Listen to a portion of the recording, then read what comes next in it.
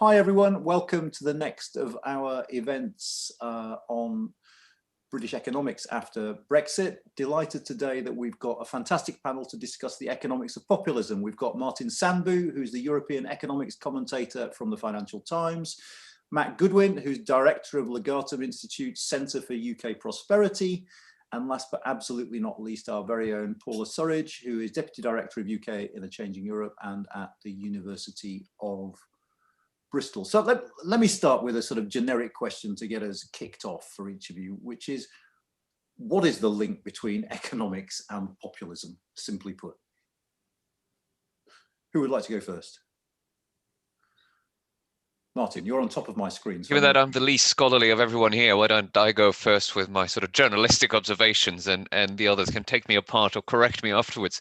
I mean, the way I look at it is, you know, taking as a starting point that there has been a rise in populism, by which I understand these sort of movements that are anti-establishment, anti-system, and that tend to divide in their rhetoric the population into real people, the genuine people, and the corrupt elites. I mean, starting from just the observation that we've had a rise in the political strength of those movements. Why is that? They obviously have both an economic and a cultural articulation of what they're about. There's a sort of values rhetoric, and there's an economic rhetoric, and they all have that. And it's important to notice that they all have an economic proposition in addition to the cultural complaints. And it seems to me that the best way to explain the rise is to look at, you know, what has changed in our societies to account for that rise. And I tend to think that at the bottom of this, we have to go to economic explanations, because, of course, values drive some of the support for these movements. But it's not as if, you know, if that's going to account the rise, then either we have to say that sort of anti-elite, anti-globalization, somewhat authoritarian nativist values have increased in strength over time. It's not clear that they have. Our societies have moved rather in a more liberal direction if we look in a sort of 30, 40, 50-year perspective. Or it has to be that even if those values haven't in themselves changed so much in the population, they have become politically more salient and drive political choice in a way that they didn't before. But then we have to ask, why is that? And I think the answer to that has to do with economic change, because it's very easy once you look to see the things that have changed economically in our societies over the last 50 years or so. And the main observation I notice is that we went from a period of 3 decades after the war, where in every Western society you saw convergence, a fall in inequality between individuals, between regions, very importantly, between backgrounds, between whether you came from a highly educated or less educated background, and so on. And that was replaced around 1980 pretty much everywhere with either a stagnation in that convergence or a reverse, a divergence economically, again, along all of those dimensions. And also, if you sort of trace the ups and downs of those economic processes, you find that it's precisely when things are diverging economically that you tend to see these populist movements do well. So you have the 1980s, which is when the first right-wing populist movements came on the scene in continental Europe. And then, of course, you have the last decade after the global financial crisis. So it seems to me that while there's culture and economics going on all the time, both in the rhetoric and clearly in the motivation of voters, and in the policies that these movements support, or the issues that they campaign on, the actual change over time and between countries seem to map quite nicely onto these very deep changes in economic structure. So, you know, I'll just stop there. That's kind of my principal observation. It just seems that we can't really account for the political changes without referring to the economy. And looking at the economic changes, we see that there are things that quite nicely lead to an explanation that also makes psychological sense for the political changes. Thank you. Let me stop there. Matt, I'm going to come to you in a sec. Just to say to the audience, I mean, by some sort of record, I think we had 10 questions before we actually started. So If you can vote for the questions you want me to put to the panel, that will make my life a lot easier and might also lead to the questions you want getting answered today. So if you can do that, that would be great, just to help sort the questions out. Matt, over to you. Yeah, thanks, Anand. So I think the relationship between economics and populism is obviously contested, and I think the dominant view, if you like, I think is very much that economics comes first as a driver of populism and culture second, and I think that was sort of just summarized. I take a different view. I certainly don't think that it's all culture and nothing to do with economics. I don't think anybody thinks that. But I certainly think that culture is sitting in the driving seat and economics is in the passenger seat, playing a backup role.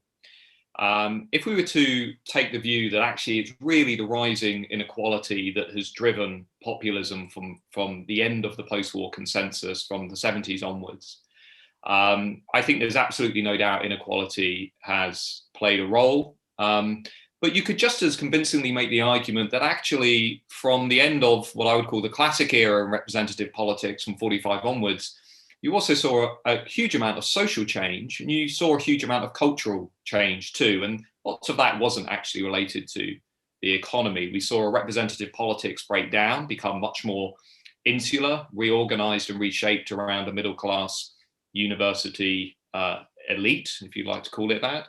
We saw the breakdown of collective institutions that once helped to keep countries bound together, the collapse of religion, strong families, class-based associations, trade unions, working men's clubs, etc. And we also saw the sweeping effects of not just economic globalization, but cultural globalization. We saw big changes in demography. We saw the rise of migration. And we saw more generally the increase of diversity per se.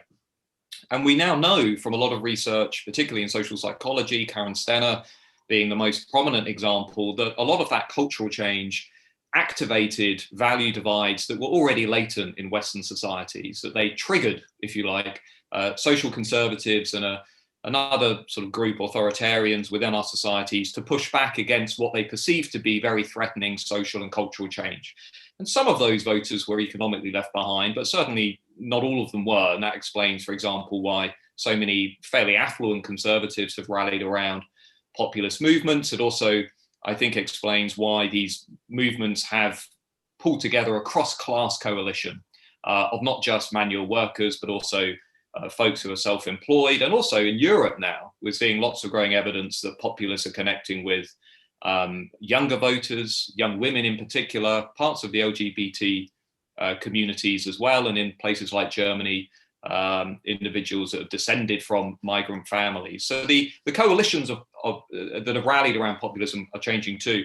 And I think just lastly, the evidence on values, and I'm sure Paula will have a lot to say about this too, I think the evidence on values now is overwhelming. I think if we put values into a model, I mean, they just go so far, so much further to explaining support for populism and things like income and class. I mean, it's not really close. But then that begs the question of, well, perhaps where we might forge some common ground is by saying, well, rising inequality perhaps is entrenching some of those values divides and is in itself a sort of triggering process that's making people a little bit more sensitive to cultural change. And I'm certainly open to that. But then we also have some evidence that shows that actually people who feel culturally under threat from the changes that they're seeing in society are more likely to feel economically under threat. So in that case, again, it's culture before economics. And the dominant view, I think, within social science has very much been that actually it's economic inequality and that makes you feel culturally under threat. But actually there is some research recently over the last couple of years that suggests if you feel culturally under threat, you're more likely then to feel economically under threat too. So I think the jury's out. It's clearly both of these things are playing a role, but ultimately my view is very much that culture is in the driving seat and economics is in the passenger seat. I mean, you've anticipated the most popular question in a way, which is from Joan Grant, who's saying, given that wages have fallen for working class people for over 2 decades, is populism simply a new form of class struggle? And you've said actually no, because there's a cross-class coalition here that would sort of argue against that. But presumably, Matt, I mean, it's possible to be relatively affluent and still dissatisfied for largely economic reasons, isn't it? I mean, simply the fact simply that affluent people are part of this coalition doesn't mean that their grievance isn't economic, does it? No, but it means if we ask them why they're voting for populist parties, why they voted for UKIP in the UK or Donald Trump in the US, we know that their worries over migration and in particular demographic change, the pace of demographic change, and also their anxiety over the pace of social change is really important. So for example, Matt Grossman in the US has shown that people's anxiety over the pace of social change not only drove them towards Donald Trump, but was independent of how they thought about issues like the economy and race. Which is really important, because what we tend to say is, well, social change is just normal and it's modernization and it's just, you're never going to stop it and it's part of life. But for lots of voters who are primed to think in a more traditionalist way, who align themselves to groups, who align themselves to community, stability, moderation, rapid change of the sort that we've seen over the last 2 years, for example, is deeply, deeply unsettling. And I don't think we've really fully thought that through as much as we could have done. Paula, sorry, I butted in before you. No, that's okay. So I come at this from a slightly different perspective, and I wanted to make 2 points really in relation to this. First of all, when I'm thinking about values and how they might be playing into this debate, I think that economics are expressed through values as well. So there are economic values and cultural values. And I think we mischaracterize the debate when we set it up as an either or. But I also wanted to strip back a little bit the idea of populism itself, because when we start to generate models to try and explain these things by putting in these class, education, income, all these different things, we always have to have an outcome variable. And our outcome variable is nearly always how people voted, either at a referendum or for a particular party, but that carries with it all sorts of other connotations. It isn't in any sense a measure of populism per se, it's a measure of populism plus whatever that party or movement has attached itself to. Now, it just so happens that when we start to talk about Brexit and Trump in particular, partly because they happened in the same year and at the same point, seem part of the same movement, they attach themselves to a particular set of values that also tap onto some of these divides. So it's actually quite complicated to disentangle not only the economics versus culture issue, which is complex enough, but also what that vote is actually an expression of. Is it an expression of populism, or is it an expression of liking the particular values that that populist has attached to populism? And I think that might help us get into some of the things that Matt's talking there about, how in some places young voters, for example, are able to be brought on board by populist movements as well. I think the other thing that's partly missing from this debate about inequalities is this focus on class and income, when education is such an important part of this whole question. And it's quite usual in the literature to sort of move back from these cultural values, which are strongly correlated with education levels, but to sort of stop there and say that means it's a cultural explanation, without then questioning in a kind of deeper sense how those education inequalities came about in the first place, because education inequalities, of course, have got economic roots. And so all these things are connected together in a really complex way. And I think the role of education is in some senses the sort of central pin there that we can use to move off in both directions, both economics and culture.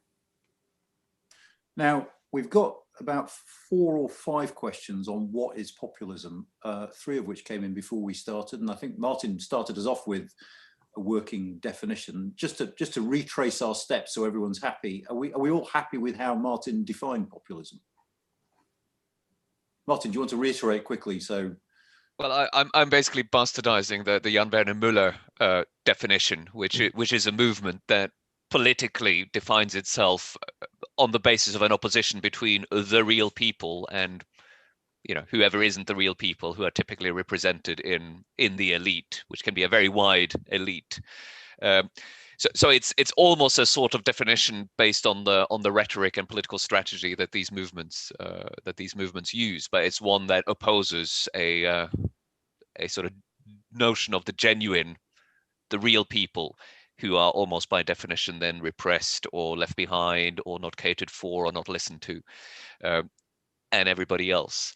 But you know, people people define these things in very different ways, but I find that a useful way of identifying Okay. them. Are both of you content with that, or would you question it, challenge it, broaden it, narrow it? I wouldn't challenge it, but I can perhaps add some flesh to it, because for me, I'm interested in how we might define populism amongst voters rather than populism as a characteristic of parties or politicians. And I've got here some of the items that have been developed to measure populism through surveys. So just to give people a flavour of how we do that, we use items such as the people and not politicians should make our most important policy decisions. I would rather be represented by a citizen than by a specialised politician. And these are the kinds of items that have been developed to measure whether or not ordinary voters are populist, rather than just using vote for a party that political scientists have said are populist. And I thought that might be helpful to people to contextualise how some of this gets fed into models. I think just briefly, Anand, I think it's also important to recognise there is a debate about whether populism is just a style that is about amplifying this us versus them political rhetoric, or whether national populism in particular is an ideology in its own right, is what we call a thick ideology, a substantive body of thought, and that it isn't just a kind of campaigning device. And certainly that's a view that I would hold, and Roger Eatwell, my co-author, would hold, and that if you look at these movements, it's not really the anti-establishment sentiment that is at their core. They're angry with the establishment because they perceive the establishment to have fundamentally, in their eyes, weakened the nation. It is ultimately their nationalism that comes first. And I think just by focusing on the stylistic elements of populism, we just lose sight of some of that. And so we would define it more as a movement that seeks to prioritize the interests and the concerns of the national group first, against what it perceives as being a neglectful, distant, homogenous elite. But of course, I mean, it can be performative and substantive at the same time, can't it? They're not mutually exclusive. I mean, in the case of, if you take Johnson and Trump, there is a performative element to both of them that is unmissable. Sure, but the only reason I raise that is because the debate often will then turn into something along the lines of, well, maybe if we have stronger institutions or we change the process of politics, maybe we will get rid of populism. But actually, if we accept as a starter that the ideological appeal of these movements is not really just about hammering the MPs and the out-of-touch elites, it is actually connected to a particular worldview, a more culturally conservative worldview, which prioritizes group identities, allegiances to the nation, a preference for stability and community, that it isn't as individualistic as, say, liberalism. I think once we get to that essence of what the underlying value set is here, then I think it's a much more fruitful discussion, in the same way that if we say it's primarily about economics, and if we just have stronger growth and a little bit less inequality, all of this will go away. Well, because these voters are principally thinking about the nation, it won't just go away if we give them a little bit more GDP. And I think that's probably where we enter, the policy debate, perhaps more than the academic. I mean, Martin, I'm going to let you come back. I mean, just to, I hope this is a fair summary. To summarize your book, you talk about the sort of three pillars of the existing order. There's a liberal democratic sort of political pillar, there's an economic pillar built on solidarity, and there's a sort of international pillar built on globalization and openness. And it seems to me that in your book, your argument is that the economic pillar has crumbled and gone wrong. And actually that's where we should look for solutions. And so there isn't a problem when it comes to that third pillar, which is globalization. And you're very welcome to wave your book about for those who are as hard of sight as I am and can't quite see the title clearly. Would you stick to that actually the issue here isn't globalization and openness? Because it seems to me that Matt's making very much the opposite case, that is precisely where some of these problems come from. No, absolutely. Thanks for taking the discussion in the direction, because that's what I wanted to come back to comment on Matt's and some of Paula's points on as well. Just one more thing on what is populism. It depends on whether you want a concept that also fits for left-wing populism, right? So that depends a bit on the purpose of the discussion, but one, right-wing populism obviously has a different substantive content and policy content than left-wing populism. They also have some things in common, so it depends on, do we want the more all-encompassing concept or not? But I completely agree that there is substantive content and policy content here, and people vote for these movements partly because of that content and not just because of the style. In fact, I think that the style, or this sort of splitting up of the nation, if you like, in the real people and its enemies, when it comes in the ugliest incarnation, then actually entails some of what the substantive content has to be. It kind of it advantages some kinds of policies over others. You can't at the same time think that there's the people against the elite without also committing to some policies over others, and in particular maybe caring less or even rejecting the importance of certain institutional proprieties. And that's where I come to your point, Anand. It's really important, I think, to recognize that many of these movements were actually the first in the party political system to really raise some of these deep economic problems and challenges that Western societies have increasingly faced over the last 40, 50 years. Most centrist politicians have treated them with benign neglect, or at best something that can be resolved with a little bit of redistribution in the tax system, which was wrong.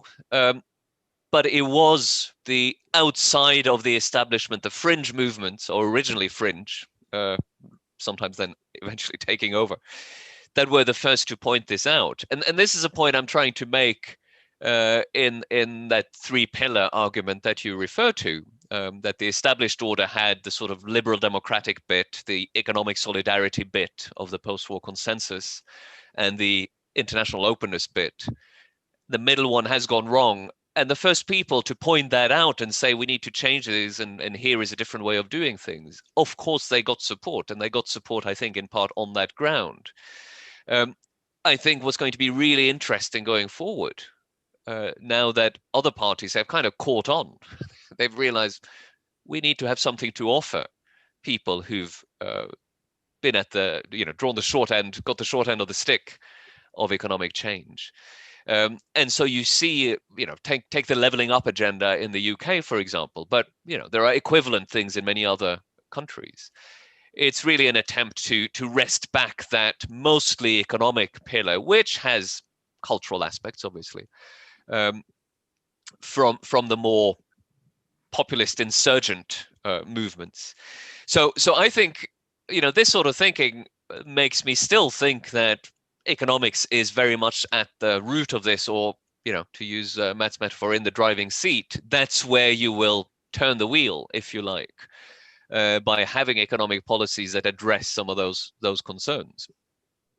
I love these car metaphors, and I'm hoping we get on to self-driving cars before long as another metaphor. But Matt, I will come to you in a sec, and to you as well, Paula. I just wanted to challenge you a little bit, Martin, because one of the interesting things that came out of some polling that the Policy Institute at King's did last week was the fact that it tends to be graduates who think that income inequality has got worse and needs to be addressed, whereas actually working class people don't. And I think those findings were also similar to some that the RSA came up with when discussing these sorts of things. How do you explain that paradox, that the people who you're saying should get more out of this system because they're the losers out of it, don't seem to think that that income inequality per se has got worse? Look, I'd like to try and answer that by getting back to some points that Paula and Matt made. So one thing is, this is part of the kind of general challenge that, well, it seems that income doesn't really explain political choice or political preference or orientation as much as it should, if economics is as important as I think it is. So my answer to that is, and Paula touched on this, well, education clearly is. I think we all agree that education is an important variable here. But of course, education and economics are related, because what has happened in the economy over decades is that basically having high economic educational credentials are an increasingly important part of your prospects for economic success. So when you talk about affluent conservatives supporting the Brexit party, for example. I think there's a way to account for that, which is something like, given that education is important, we know that these will be partly people who are affluent despite not having very high levels of formal education, successful business people, for example. They will know that people like them today, because they tend to be older, we know that too, would not actually have the chance to have the sort of success that they have had. So people like them, even if they are doing well, people like them are not doing well, given how what the economy has turned into. You can make the same argument about place. So you can be successful in a place that's not doing well. And I think, plausibly, that's why we see this still very strong correlation between the economy at place level and support for populist movements. I mean, you see, for example, these studies by Timo Fetzer about the impact of austerity on local authorities and the link from that to voting for UKIP or for Brexit. So again, individual economic situation isn't the same as economic political motivation, if you like. People might care about other people, and they will typically, I think, care about people like them, even if they individually have done well. And the final point is, Paula was talking about how economics and values, there are economic values. I think that goes in several ways. It's also that cultural values and individual attitudes are economically important. If you take two people, one who has more, call them traditional values, community, stability, small place, traditional values, and somebody who values change, novelty, diversity, unpredictability, it's very clear that the structure of the economy has moved in a way that makes it easier for somebody of the second type than for somebody of the first type. Is that culture or is it values? Well, it's both, obviously. But again, it's economic change that has made this more important. So those are the ways I think about the, what seem at first sight like paradoxes in the polling, but then I actually think there's a very sensible way to account for. Matt, sorry to have kept you waiting. No, it's very interesting. I think if you look at sort of where we are in political science, I think there is, and hopefully I'm not speaking out of turn for the political scientists watching, but I think it's fair to say there is now a consensus that we are essentially moving into a new era in democratic politics that is quite different from the era that essentially was left by the Industrial Revolution, that we've basically moved from a single left-right economic dimension that was anchored very strongly in class and a tight emotional bond between different social classes and different political parties, and that really from the 60s and 70s onwards, we've moved into a two-dimensional space that is organized not just around left and right, but what we might call liberal and conservative, or global and national, whatever your preferred term. And the problem for existing parties that I think we've seen so dramatically in Britain is that second divide has obviously cut across the traditional left-right divide, and that's why all of our electorates have not only been shaken up, but also why they're being realigned. So we now have fundamentally different electorates behind both the Conservative and the Labour parties than we did as recently as 2015. So the electorates have changed, and they've done that primarily because of their values. And the levelling up agenda, I think, is a really interesting example, because I don't interpret the levelling up agenda as being about economics. I don't interpret it as being about just chucking money at regions. I think I see it more as being linked to social status and esteem, and more fundamentally recognition or respect for communities that have been on the wrong side of a settlement that has been really disinterested in what they had to say and what they thought for half a century. And I think reducing that to, well, this is, evidence of the role of economics and populism, I think partly is too narrow.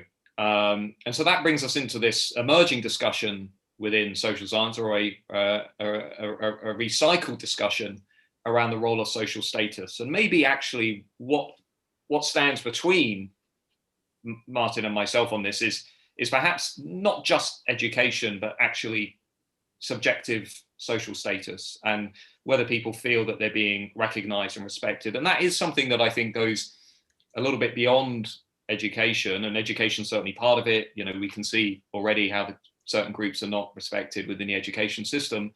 But I think it also takes us into a much more fertile territory where we become a little bit less zoomed in on things like income and class, and we begin to perhaps step back and think about the extent to which certain groups, for sometimes entirely legitimate reasons, feel that they've been stripped of social status by political institutions, by media institutions, by cultural institutions, and it may tap into some of the work that Paula is doing as well on values.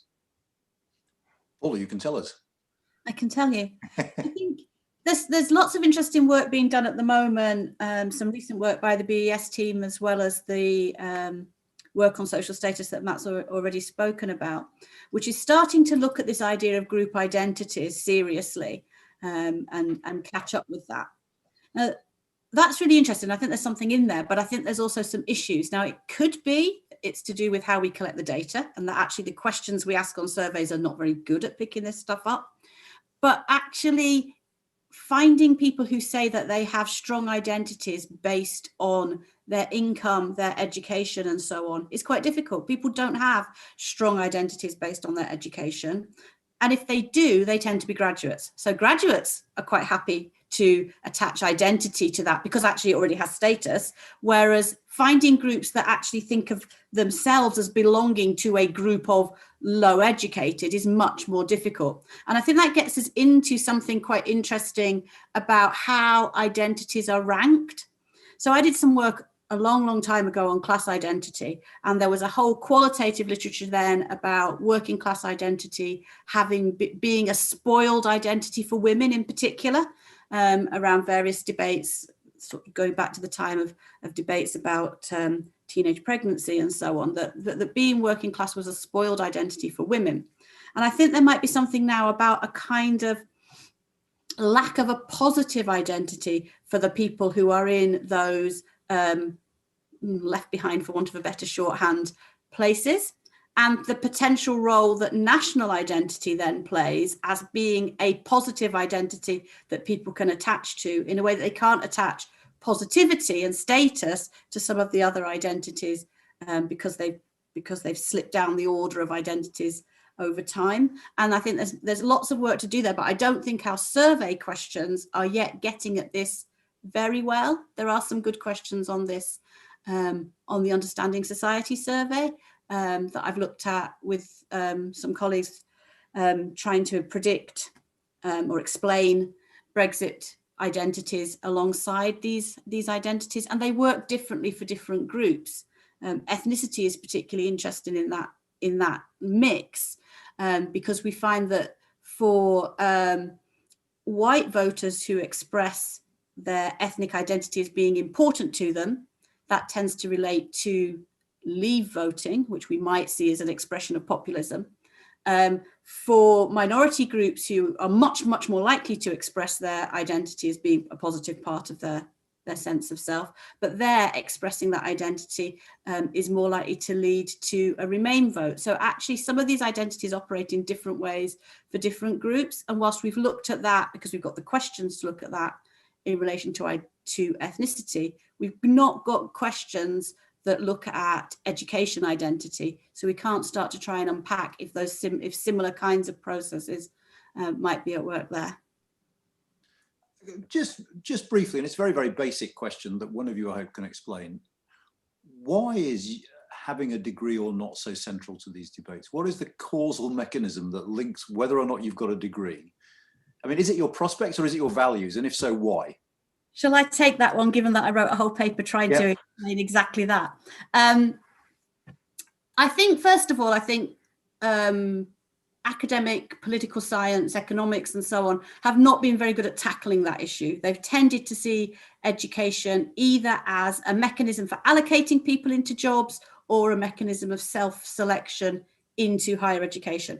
Both of those processes happen. I'm not suggesting for a minute that they don't, but we have seen a process of value change that occurs during the period when people are in higher education. And actually, we see the same happening for those that then don't go into higher education. So actually the gap between them gets wider, but it isn't only the graduates that are changing. The people not going into higher education are moving further away from the starting point as well. And the work I've done on this suggests that there is something going on in education that is real and that we need to take seriously.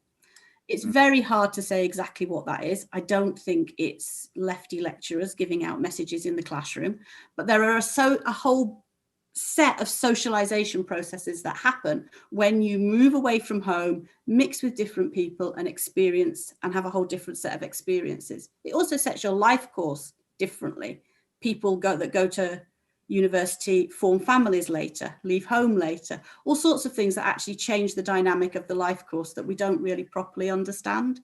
But we see this everywhere. The key divide is between those that have experienced higher education and those that haven't, and it comes across in a whole array of political and social values when you begin to dig underneath them. If I could just come in briefly. Yeah, absolutely. I think Paula's paper is brilliant on this, and making the point about the role of socialization at university, but a couple of things as well to keep in mind in terms of where we might be headed. I think if you buy the idea that going to university and mixing with people who are like you can have a profound coming of age experience, can help to nudge you perhaps further down the line that you were already perhaps hardwired to be going down anyway, that it can nudge you in a little bit more of a socially liberal direction, shall we say. Just keep in mind the fact that firstly, we know the education system is still highly unequal. We know that more young people than ever before are not going to university or staying home with mum and dad. So they're not likely to have the same socialization experiences that perhaps people had in the 60s and the 70s, where, you would go into the same college, you would be on campus, you would live and work there, and those effects perhaps would be quite strong. And that might explain, for example, why 1 in 4 university graduates opted against the advice of many political leaders by voting for Brexit. I mean, we are seeing things that do not fit neatly into the graduate versus non-graduate discussion that we've been having. And also beyond that, we now have, I think, a growing pile of evidence to suggest that university graduates actually do not have enhanced prospects in some areas, that we do have a society that is questioning the benefits of university education more than ever. And we also have, as I think Paula alluded to, an emerging debate about the extent to which our universities are genuinely giving students viewpoint diversity and experience of views and opinions that they will need in order to develop critical thinking and thought later in life. And so I think all of the points about education need to be are going to evolve in different ways in the future. It is the strongest, I think, anchor for this new cultural divide. Of that, there's no question. But that also too partly is now being overlapped by geography, which again, we don't talk about really in the literature on populism. We don't really talk about populism, apart from saying, there's an urban-rural divide. That's basically where we stop. We don't really do much in a very detailed way. But what you now see is just the extent to which different educational groups are sorting themselves out geographically. And so we're increasingly being pushed into these ideologically homogenous sort of cultural cocoons where people are not actually having the different experiences with the other side of the value divide, if you like. And now I think these are the challenges that will ultimately take us through the 2020s and beyond. I mean, beyond COVID, beyond inequality, obviously, you can debate the relationship between the two, but I think the education debate obviously will continue to evolve. So would you say then that shoving a load of Treasury officials into Darlington is the sort of thing the government should be doing? Well, I'm very supportive of what the government's doing on levelling up, but I'm not supportive because I think that particular initiative is going to bring jobs. But I think symbolically, some of that is very important for communities that have had a lack of serious inward investment for 40 years. So I don't think that particular measure on its own is enough. But I do think spending 100 billion on capital infrastructure and investing seriously in institutions and things that lie beyond, checks, I think is really important. I think it's the ideal reply. Yeah, I mean, I have to say, personally speaking, if a bunch of economists moved into my neighbourhood, I'd leave. But Martin, did you want to come back on this question of university education? Sure, but I saw Paula, I think, wave her hand. So did you wave? Sorry, Paula. No, that's okay. I just wanted to pick up on something Matt said right at the end there, which might take us on to the next part of the debate a little bit, is that talking about this divide, before COVID, this education divide was important, and it was going to continue to structure political divides, social divides over the coming years. But I think actually the crisis accentuates that to a really serious degree, because it becomes really central to the kind of working from home, not working from home divide. Hold that thought, Paula. I'm going to come back to you, and we'll start off what does COVID mean for populism with you in a sec. I'll just let Martin come in on the earlier point, and then I'll come back to you. Just very quickly. I mean, I agree with most of what's been said about this polarization. I would just add that, again, the economy plays a role in this, partly because that's part of what's driving the geographical segmentation or segregation even, which I think is really important. But basically, because of the way the economy has developed, we get a more intense separation between graduates and non-graduates in terms of the sort of social environments they're in, which are to a large extent also in the workplace, right? But also, this may be changing, but to the extent that you've had income inequalities driven by educational inequalities, how much money you have determines your lifestyle, and lifestyle determines in part what sort of, how you think about things and who you talk to about things. So there are a lot of economic drivers of this sort of drifting apart of lifestyles, social values, your outlook on life. Which is formed, in your daily interactions with people, past university too, I would think. Okay, interesting. Sorry, Paula. So we're going to have to talk about COVID. You've segued brilliantly into it. What does COVID mean for these divides? Just take it where I butted in. Sorry. Okay, so I think there's 2 points to make in relation to this debate. There's lots of points, but two that connect at this particular moment. First of all, as I was saying, I think our experiences of the COVID crisis are very much divided along that education divide, with those that have gone through university and into graduate education being much more likely to be able to work from home because they're in the knowledge economy, compared to those that are having to go out and continue to work. And we're seeing that present in terms of this relationship between deprivation at the area level and COVID rates as well. So I think that's a divide that's going to become even more important.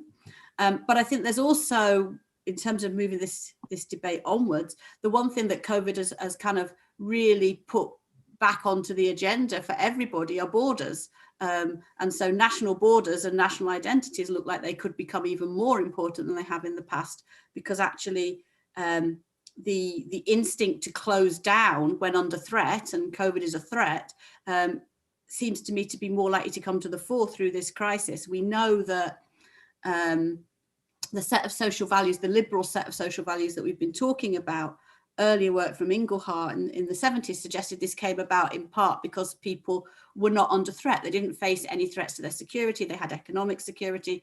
They were able to pursue kind of self-realization goals and so on. But actually, a crisis like this puts everybody feeling back under a sort of threat. And that, I think, has the potential to move values in ways that are not what people are currently predicting around the kind of Build Back Better agenda.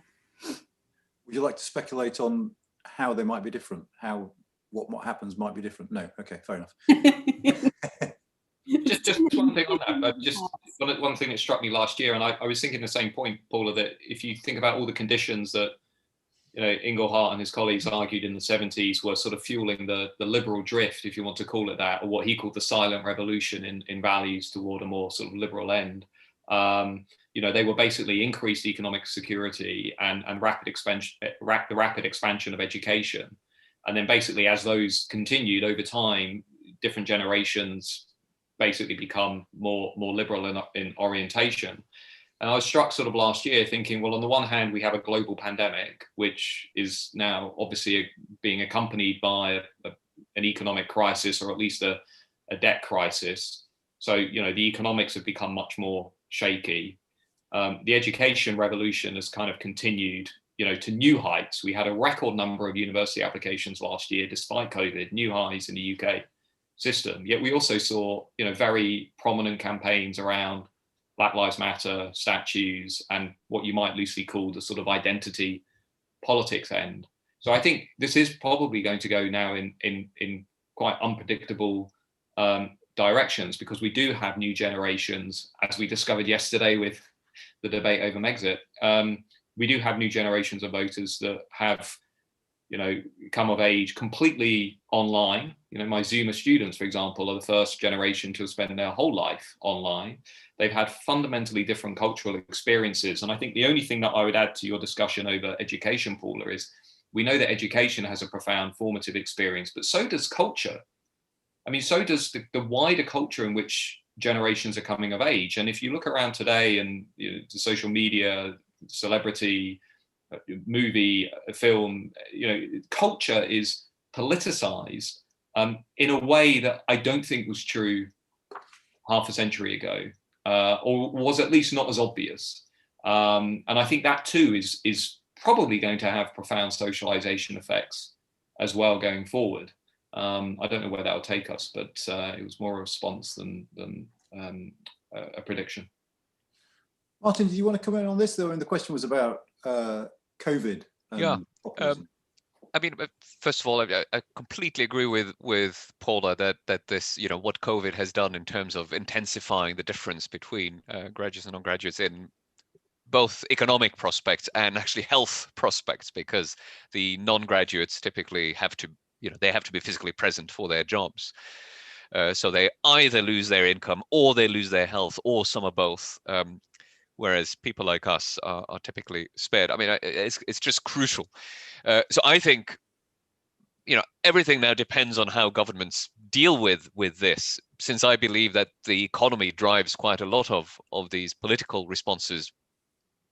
I would predict that if they don't fix it, you know, if they let these economic divisions get even more entrenched, you're going to get an even fiercer backlash than what we've seen in the last 10 years. That would be my prediction. But the other point I want to make is that clearly government is back in a big way.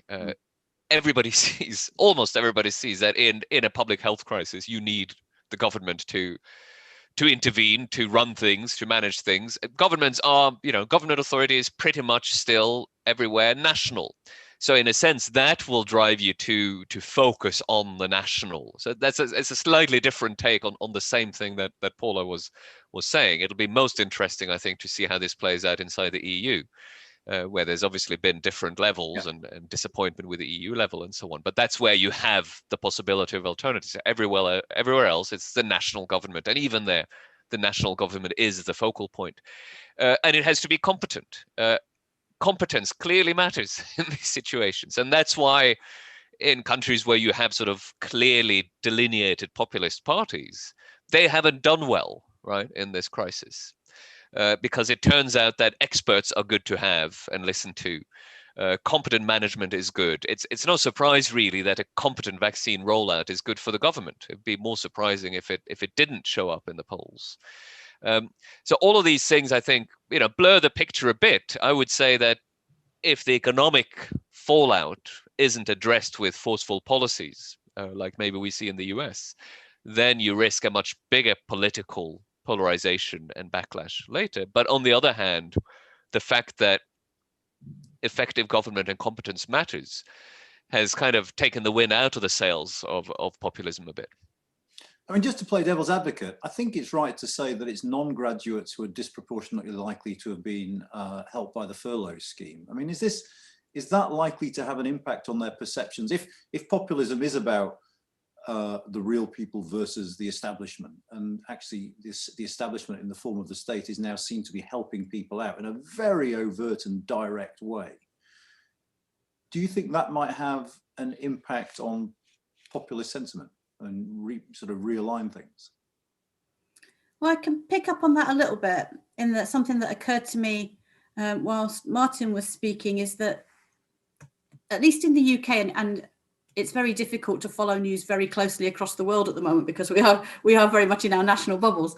But at least in the UK, there have been repeated attempts to use populist vehicles to make anti-lockdown claims, anti-mask claims, and so on. And they haven't succeeded to get a really big movement behind them. And I think actually that shows some of the limits of populist appeals if they don't also connect with people's fundamental values. And generally speaking, those that have connected with the populist movements or parties in the UK are perfectly comfortable with rules. They like rules, and therefore they're perfectly comfortable with lockdowns and masks.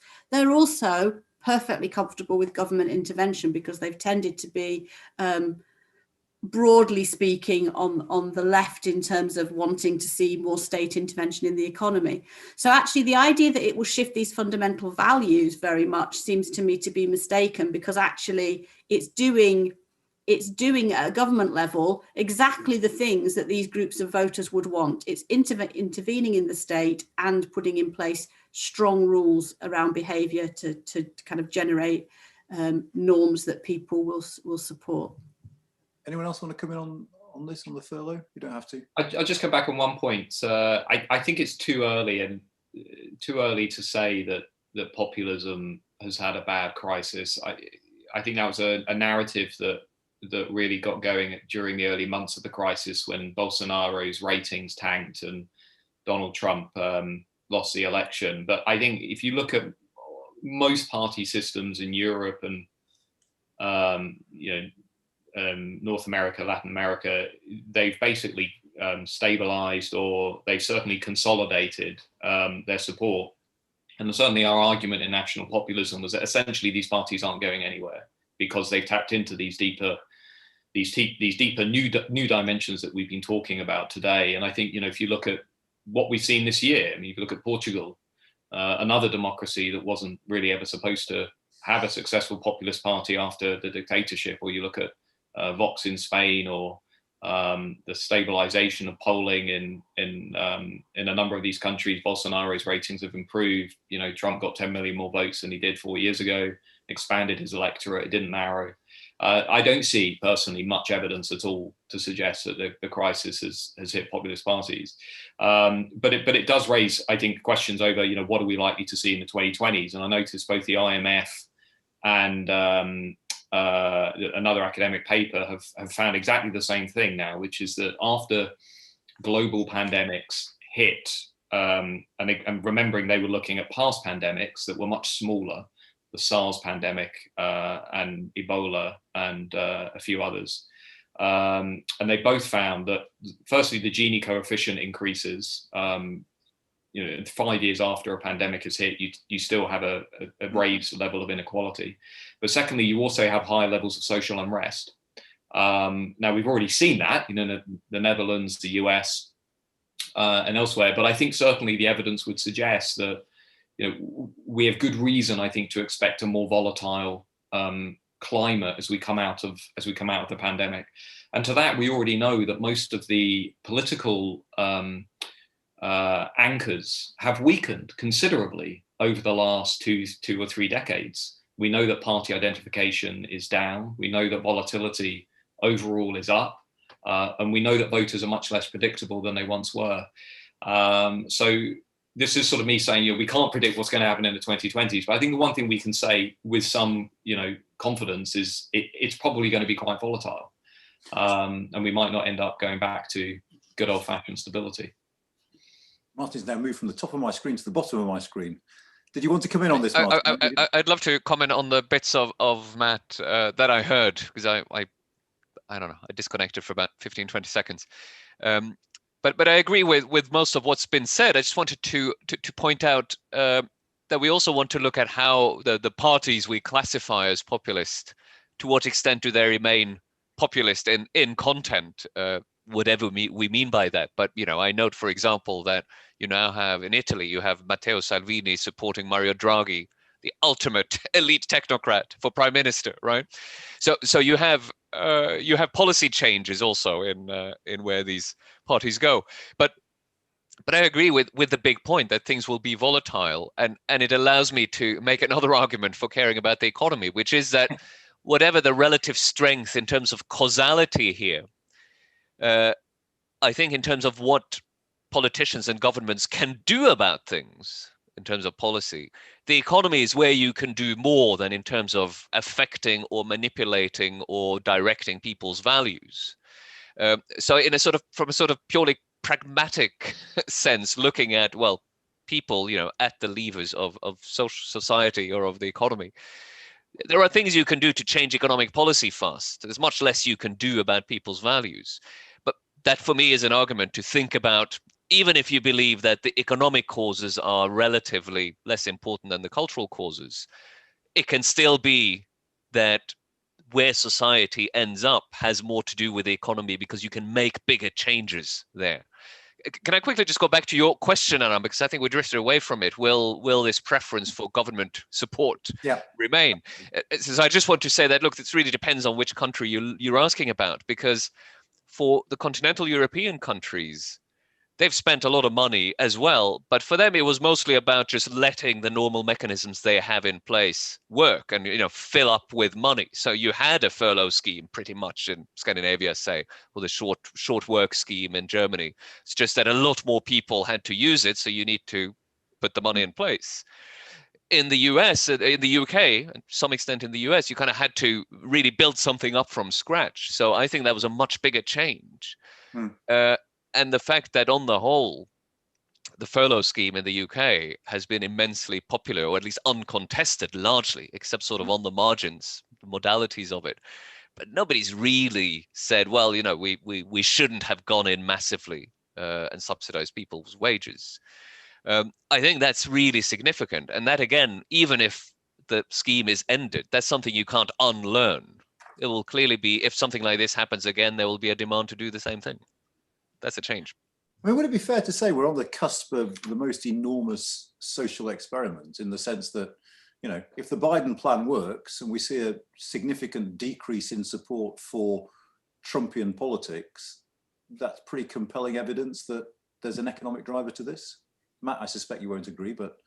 Well, no, I mean, I just don't think that would be the test of what will impact Trump, the Trumpian politics. I think ultimately in the US, it will be whether conservatives perceive issues like migration, border security, what they will argue is an assault on American values, whether all of that stuff loses its salience. I think if we enter into a sort of roaring 20s and we don't trip over into problems with inflation and things go well economically, will that undermine support for Trumpian politics?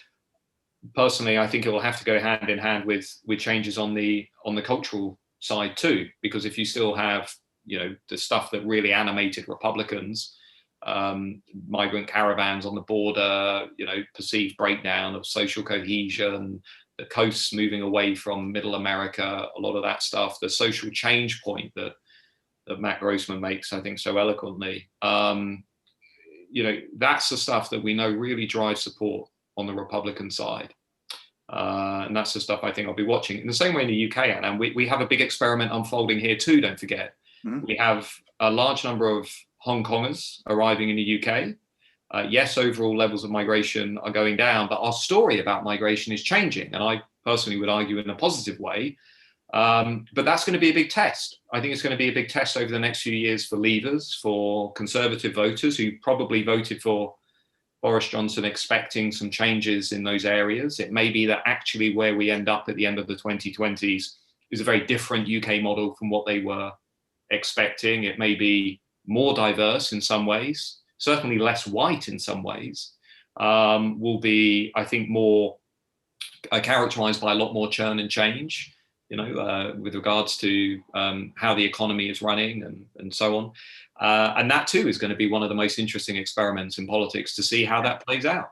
I mean, do you think the fact that our population, I think, is estimated to be about 1 million lower than it was post-pandemic, do you think that plays into this at all? That will alter attitudes towards migration? Well, the good news story in Britain, I mean, contrary to what we're often told, the good news story is public attitudes around migration have improved significantly since the Brexit referendum. The salience of migration has declined. Public tolerance, I would argue, has increased. At least the evidence that I think points to that. The dip in migration, obviously, I personally think will be temporary. I think we'll be back to net migration levels of plus 250, 300 very soon.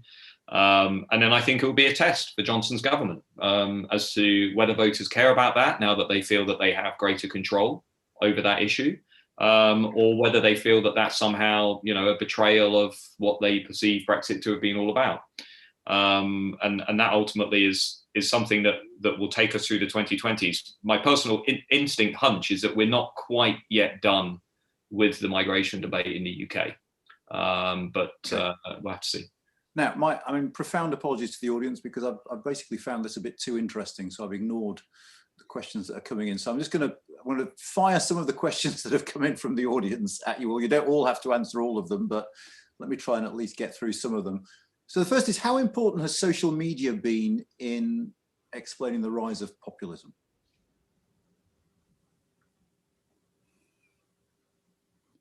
We can pass or phone a friend. No, I was giving it over to somebody else. If we're not comfortable with that, if we feel it's not our area, that's fine. Anything, Martin, you'd like to say on that? I'm not dropping you in it. Feel free to say no. I shouldn't say anything because I'm not an expert. I just note that other media are still important, right? TV in the US has been tremendously important.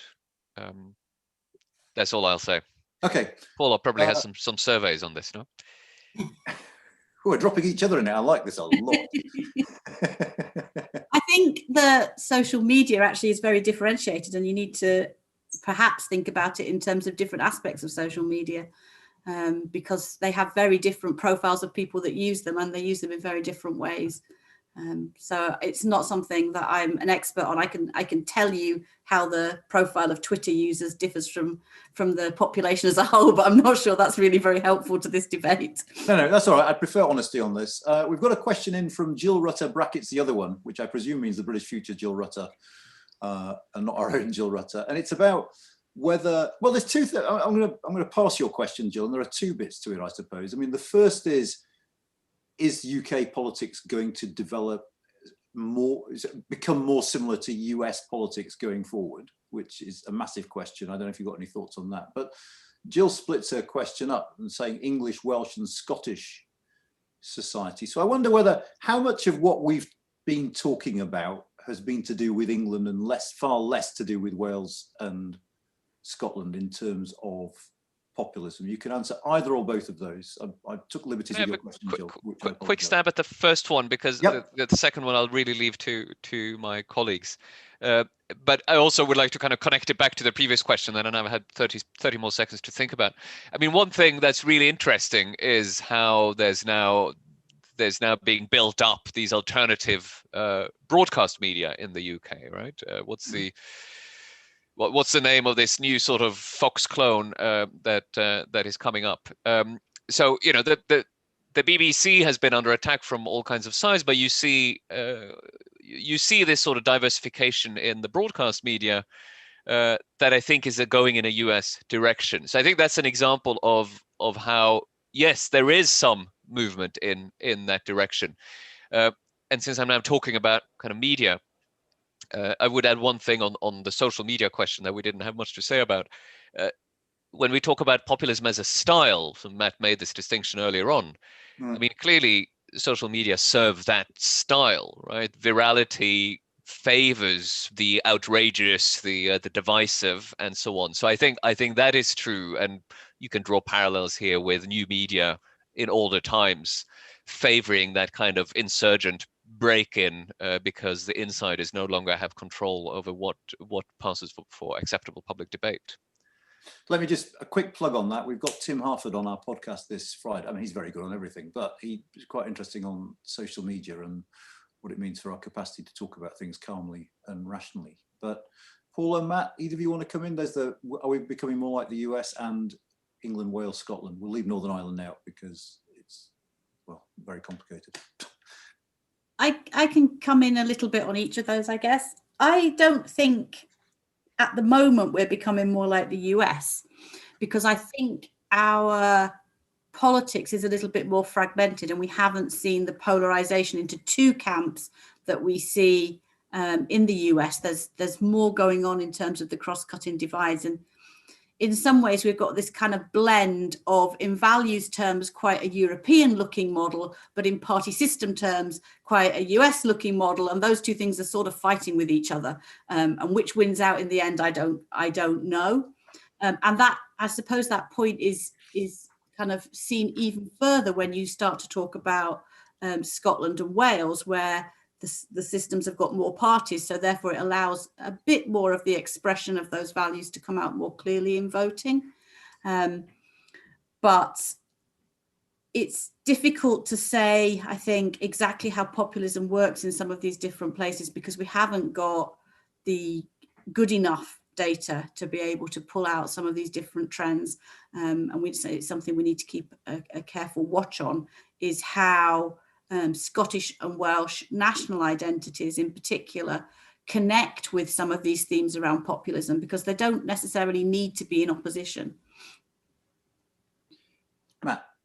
Yeah, I think on social media, one of the aspects about that which I find quite interesting and also worrying is just the extent to which it is breaking us off into these very different ideological echo chambers. And you go back to the 70s and the 80s, and essentially the national conversation was organized around 3 or 4 television channels and programs that, it was not unusual to find 25 million people tuning in to watch the same television show. It was a fundamentally collective experience, and I think as we've seen the media landscape fragment, those collective experiences are going to become fewer and fewer as we all choose the various things on Netflix and the various accounts on Twitter and so on that we want to watch. And that will, I think, tap into a broader problem that we have, not just in Britain, but many other advanced democracies, which is that most of the narratives that used to hold us together are either weakening or in some cases have given away altogether. And some of that has sometimes been for good reasons, and depending on your personal view, but other times it's perhaps not been for good reasons. You think about the decline of the role of religion, think about the decline or the weakening of strong families, trade unions, representative politics, a shared sense of history, national identity, revisiting the symbols and the memories and the myths of nationhood. In some way or other, I think a lot of those have been challenged. And again, in some cases, they've been challenged for good reasons. In others, I would argue for less good reasons. And so if you hold a value set that really does put an extremely strong premium on the nation and on the group and on stability and on cohesion, the breakdown of those narratives is fundamentally threatening, and it is incredibly destabilizing. And so I don't think we will ever get as bad as the United States. But I do think it is going to get rocky in the UK as those narratives fragment, as our media landscape fragments, and as the groups that at one point did have a voice in politics, media, and culture have, if we're being honest, been excluded. There is a reason why the British media should be challenged. And one of the reasons is because the British media is still very closed to many of the groups that have ended up voting for populist parties, if we're being honest with ourselves. Mm-hmm. We don't have enough columnists, commentators, newspaper editors, and so on, who come from those backgrounds. We don't have anywhere near enough. In the same way that in popular culture, film, media, so on, again, it is a bit of a closed shop. And Anand, I know that you and Jeff have made this point before, that we've basically lost a lot of those voices that have then actually found their expression through populist parties. So there is a representational point here that I think is that stands quite apart from economics and culture, which is have we given everybody in society sufficient voice in the institutions that really matter? Just going to come in with another question from the audience, which is, is it the case that status discontent leads to support for right-wing populism? And if so, why doesn't it lead to support for left-wing populism too? Okay, I'll bring in something I wanted to raise as a partial answer to that question, and partly in the UK context. It's a supply question. There isn't, if we're measuring this by voting, and that was the point I wanted to make actually, that if we measure support for populist ideas through votes for particular movements or parties, then we miss out the connection between political disengagement altogether and populism.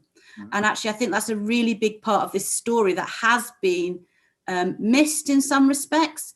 It used to be the case that you would assume getting a high turnout, boosting turnout at an election, boosting turnout at a referendum would be to the advantage of the more liberal end of the scale, because it meant that what you were turning out were young voters who didn't normally vote.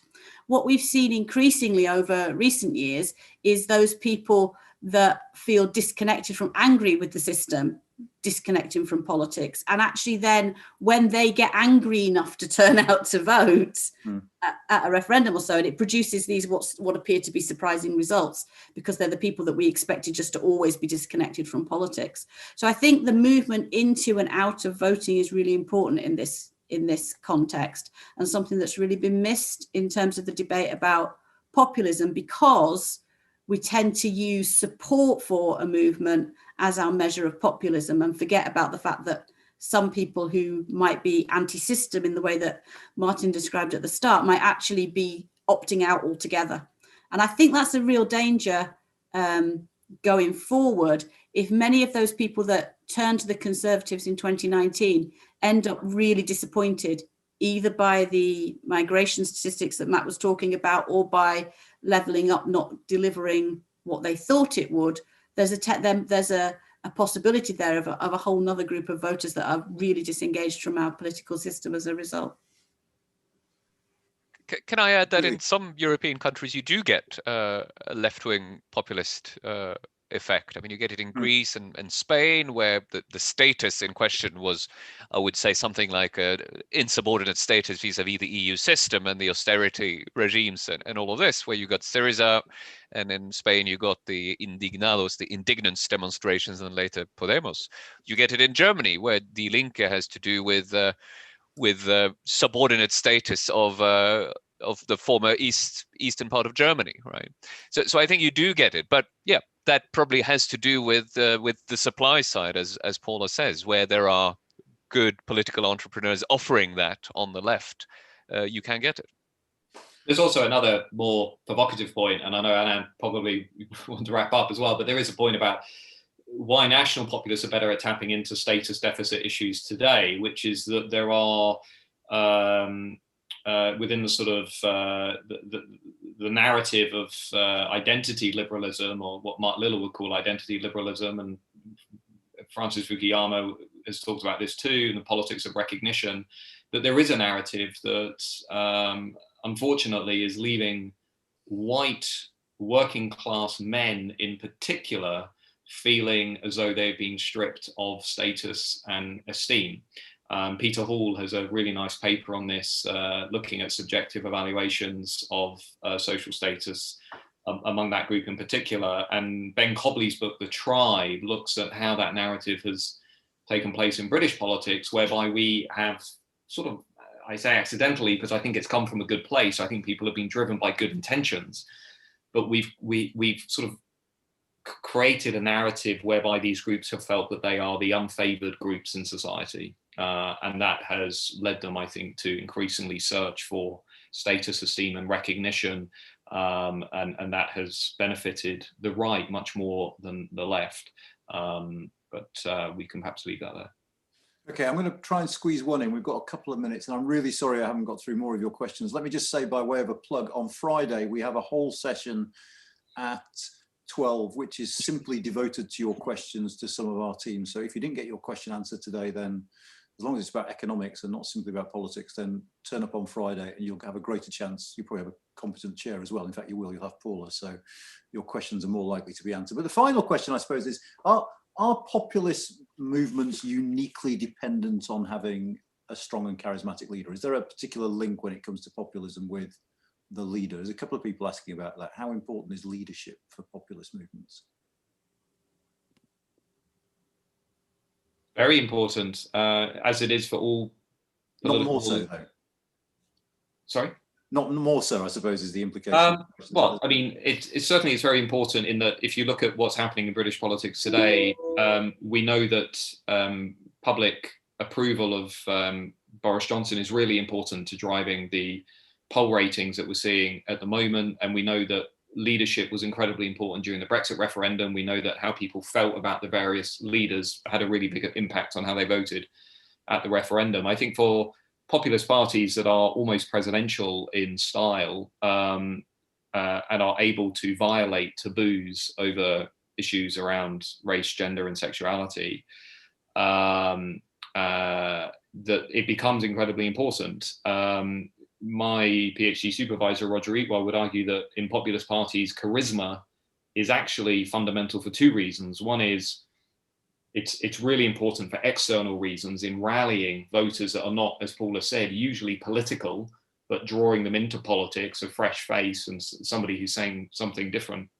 But also, more importantly for populist parties, charisma is very important internally, because these parties tend to be very disorganized and chaotic and can fall apart very quickly. So what you often find in the sort of early breakthrough period of populist parties is the ones that make it are the ones that have the very strong, charismatic leaders who are able to kind of carry that small group with them, which is, you know, if you go back to 1970s France, you know, people forget this, but Jean-Marie Le Pen was trying to break through for 10 years. And there were lots of parties on national populist parties that failed to break through in France in the 70s.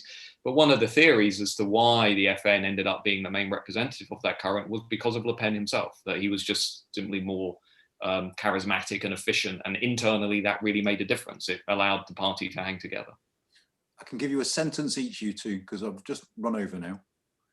If you want a sentence. Martin? Just one more reason, which has more to do with the substance. I was saying earlier on that the kind of the style of populism, if you like, or this this idea that the movement is there to represent the real people against the elites that have captured the state for their own benefit, that kind of leads you to less respect for institutions and bureaucracy and the rules-based order, to use that term. You know, the populist voters, I think, will tend not to respect them as much and expect that they should not stand in the way of real change. But for that, then you need politicians. You will naturally support politicians who are more willing to break with those, to break the rules, right? To, you know, illegally prorogue parliament, for example. But, you know, pick the equivalent in other places. Don't let the rules become a hindrance on what needs to be done for the people's sake. Brilliant. I'm sorry I've overrun. I'm sorry I haven't got to all of your questions, but I thought that was utterly fascinating. So I'd like to thank Martin, Matt and Paula for that. Thank you for giving us your time today. That was wonderful. And look out for our next event in this economic series, which is tomorrow at the same time on inequality. Tomorrow is Thursday. Yes, indeed, tomorrow is Thursday. Well done. Same time, same place, exactly the same place, let's face it. Look forward to seeing you again, and thank you all very, very much indeed.